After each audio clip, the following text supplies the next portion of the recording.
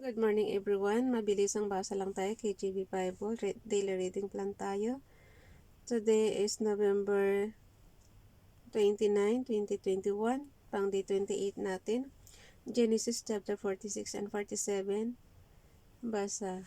Genesis chapter 46. And Israel took his journey with all that he had and came to Beersheba and offered sacrifices unto the God of his father Isaac. And God spake unto Israel in the visions of the night and said, Jacob, Jacob. And he said, Here am I.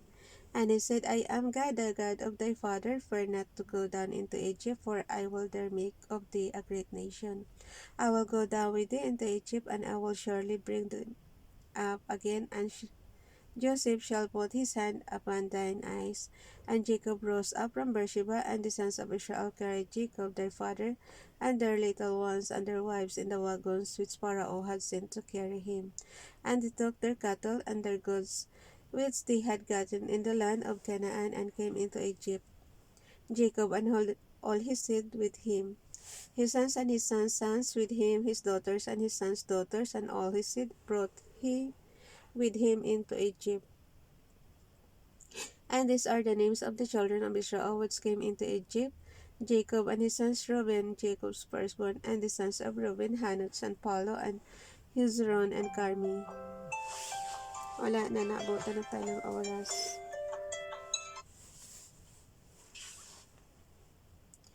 Verse 10. And the sons of Simeon, Jemuel, and Jamin, and Ohad, and Jachin, and Zuar, and Shaol, the son of a Canaanitish woman, and the sons of Levi, Gershon, Kohath, and Merari, and the sons of Judah, Er, and Onan, and Shelah, and Paris, and Zara.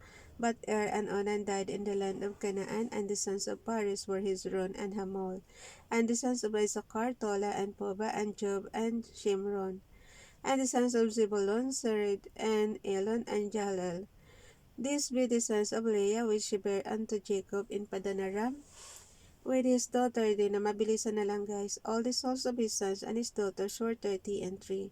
And the sons of Gad, Zipion, and Hagi, Shoni, and Isbon, Eri, and Arode, and Arele. And the sons of Asher. Basahin nyo rin yung KJV Bible niyo guys para masundan nyo ako. Mabilis na kasi. Jemna, and Ishwa, and Isoi, and Berea, and Sarah, their sister, and the sons of Berea, Heber, and Malchel. These are the sons of Zelpah, whom Laban gave to Leah his daughter, and this she bare unto Jacob, even 16 souls. The sons of Rachel, Jacob's wife, Joseph, and Benjamin, and unto Joseph in the land of Egypt, were born Manasseh and Ephraim, which Asenath, the daughter of Potipharah, priest of On, bare unto him. And the sons of Benjamin were Bela, and Becher, and Ashbel, Gera, and Naaman, Ehi, and Rosh, Mopim, and Hopim, and Ard. Verse 22.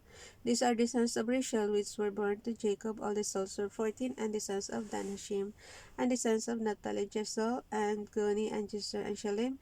These are the sons of Bilhah, which Laban gave unto Rachel his daughter. And she bare thus unto Jacob. All the souls were 7. All the souls that came with Jacob into Egypt, which came out of his loins, besides Jacob's sons' wives, all the souls were 60 and 6. So the score guys is 60 plus 6 is 66. And the sons of Joseph which were born, yung mathematician, anuhin nyo na lang dito ako kung tama ba ito. And the sons of Joseph which were born him, kasi na ano kayo sa Google eh, the score is 60. So plus 6 tayo, 66. And the sons of Joseph which were born him in Egypt were 2 souls. All the souls of the house of Jacob which came into Egypt were 60 and 10, so 70.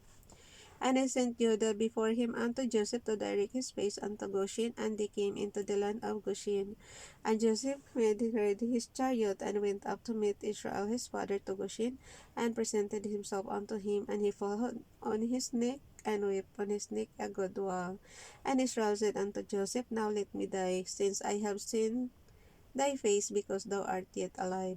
And Joseph said unto his brethren and unto his father's house, I will go up and show Pharaoh, and say unto him, My brethren and my father's house, which were in the land of Canaan, are come unto me, and the men are shepherds, for their trade hath been to feed cattle, and they have brought their flocks and their herds and all that they have. And it shall come to pass, when Pharaoh shall call you, and shall say, What is your occupation? that ye shall say, Thy servant strayed, hath been about cattle from our youth even until now, both we and also our fathers, that ye may dwell in the land of Goshen, for every shepherd is an abomination unto the Egyptians.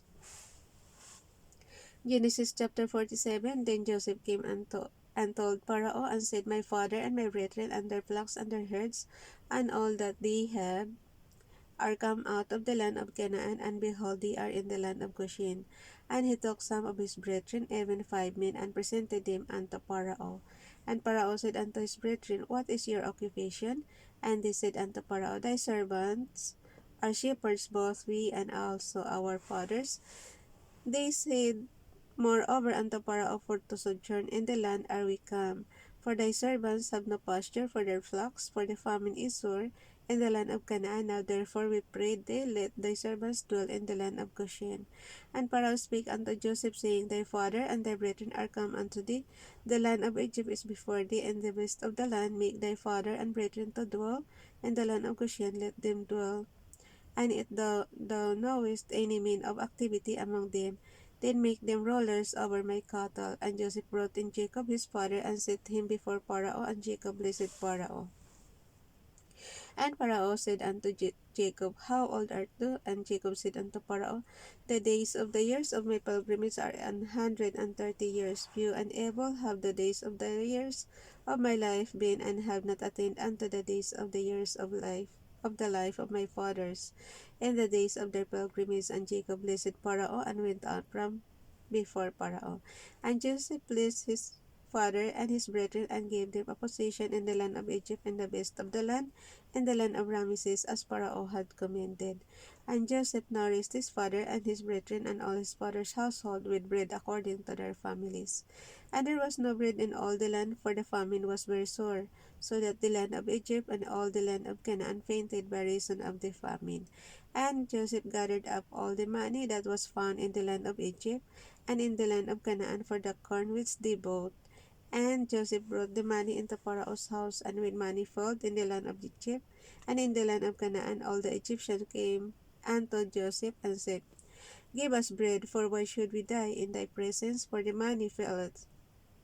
And Joseph said, Give your cattle, and I will give you for your cattle if money fail. And they brought their cattle unto Joseph, and Joseph gave them bread in exchange for horses, and for the flocks, and for the cattle of the herds, and for the asses, and he fed them with bread for all their cattle for that year.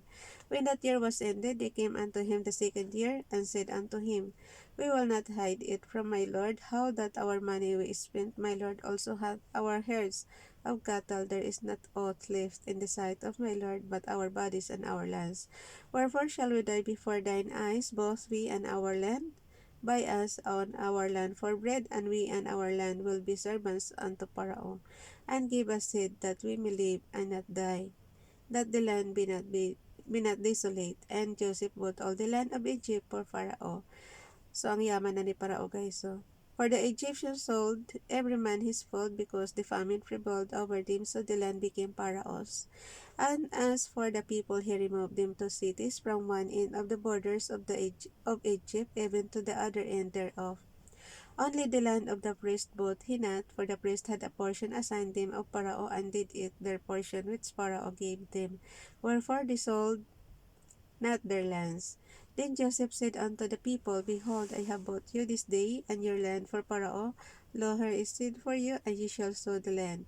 And it shall come to pass in the increase that ye shall give the fifth part unto Pharaoh, and the four parts shall be your own. Oh, the fifth part unto Pharaoh, and four parts shall be your own. For seed of the field, and for your food, and for them of your households, and for food for your little ones. And they said, Thou hast saved our lives, let us find grace in the sight of my Lord, and we will be Pharaoh's servants. And Joseph made it a law over the land of Egypt unto this day, that Pharaoh should have the fifth part, except the land of the priest only, which became not Pharaoh's. And Israel dwelt in the land of Egypt, in the country of Goshen, and they had possessions therein, and grew, and multiplied exceedingly. And Jacob lived in the land of Egypt 17 years. So the whole age of Jacob was 147 years.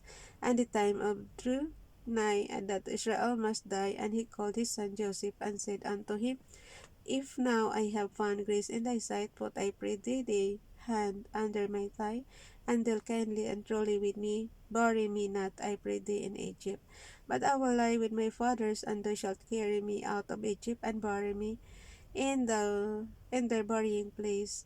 And he said, I will do as thou hast said. And he said, Swear unto me. And he sware unto him. And Israel bowed himself upon the bed's head. So hanggang dyan lang siya, guys. Bye everyone. God bless.